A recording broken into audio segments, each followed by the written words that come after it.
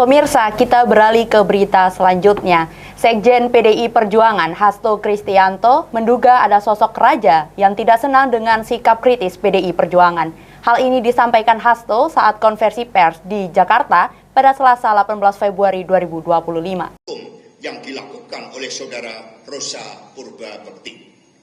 Apa yang dilakukan oleh penyidik KPK tersebut selain sangat intimidatif, tendensius, juga tidak bisa dilepaskan dari kepentingan politik di luarnya. Dalam panggung besar politik di Indonesia, apa yang terjadi tidak bisa dilepaskan dari sikap-sikap politik yang saya sampaikan sebagai Sekretaris Jenderal DPP PDI Perjuangan. Sikap kritis itulah yang menciptakan hadirnya rasa tidak senang dalam diri seseorang yang mengidentikan dirinya sebagai seorang raja. Pertama, penolakan terhadap kehadiran kesebelasan Israel dalam Piala Dunia U20 tahun 2023. Sikap resmi PDI Perjuangan berpijak pada konstitusi sejarah dan prinsip-prinsip kemanusiaan yang tertuang dalam Dasar-Sila Bandung. Pembebasan dan kemerdekaan Palestina adalah komunika politik yang ditandatangani oleh pemerintah Republik Indonesia dalam Konferensi Asia Afrika tahun 55 di Bandung. Ini yang kita tandatangani bersama dengan 29 negara yang lain. Sikap ini terbukti benar. Akhirnya, bukan hanya Ibu Megawati Soekarno Putri dan PDI Perjuangan yang kokoh dalam prinsip, namun dunia pun kemudian mengutuk Israel atas kekejamannya di Gaza. Inilah Satyam Eva Jayate yang pertama, saudara-saudara sekalian. Kedua, sikap penolakan terhadap perpanjangan masa jabatan Presiden Jokowi atau penambahan masa jabatan 3 periode.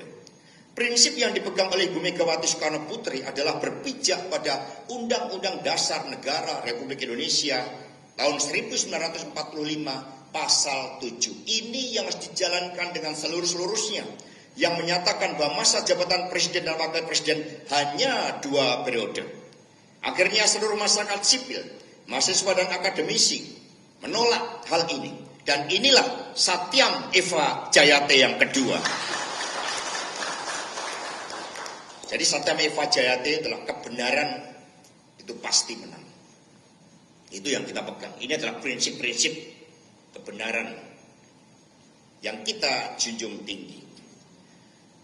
Yang ketiga, ketika konstitusi dikebiri dan demokrasi terancam mati melalui keputusan MK nomor 90 tahun 2023, inilah abuse of power dengan menggunakan hukum dan diduga penuh dengan intimidasi dan penggunaan kekuatan kapital akibat campur tangan Presiden Jokowi dan Ketua MK saat itu Anwar Usman. Sikap tegas Ibu Megawati Soekarno Putri terjadi karena ketaatan pada peraturan perundang-undangan. Apa yang terjadi di MK ini akhirnya tercatat sebagai titik paling gelap dalam sejarah demokrasi Indonesia. Dan inilah Satyam Eva Jayate, sebab konstitusi itu memiliki roh. Dan sekiranya itu dilanggar melalui abuse of power, maka bisa menciptakan krisis. Kita yang tidak menginginkan itu, maka kita juga akhirnya berproses, meskipun itu semua adalah prosedural. Keempat, masyarakat Indonesia mencatat bahwa di dalam Pilpres dan Pileg tahun 2024 serta Pilkada 2025, berbagai penggunaan mesin politik yang bukan partai politik kembali terjadi. PDI Perjuangan menyampaikan begitu banyak catatan gelap atas praktek demokrasi prosedural yang berwatak otoriter populis ini. Masyarakat mencatat begitu masif intimidasi yang dilakukan terhadap kepala desa, anggota legislatif, jurnalis, tokoh-tokoh pro-demokrasi, para pengusaha hingga kepala daerah. Bahkan bujuk rayu melalui bansos pun dilakukan untuk membius kesadaran rakyat. Ini berita di salah satu media nasional hari ini. Korupsi kepala desa yang kemudian ini menjadi alat sandera.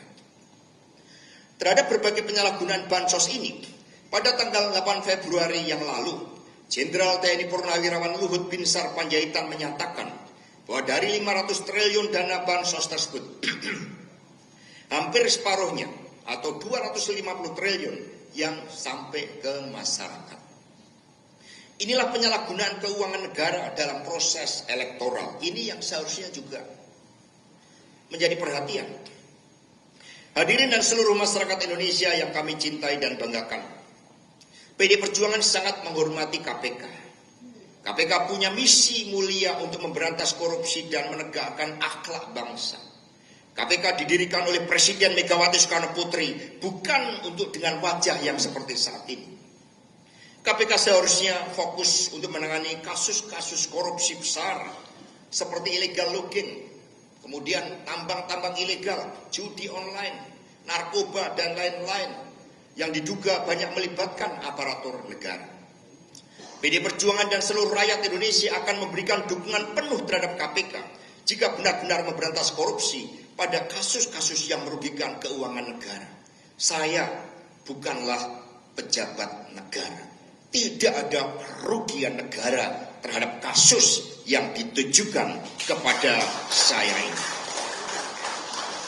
Sejumlah sikap kritis ini memicu amarah sang raja, diantaranya soal menolak kehadiran Israel di Piala Dunia U20, menolak perpanjangan masa jabatan presiden, kritik keputusan MK hingga menentang penyalahgunaan bansos di pemilu 2024.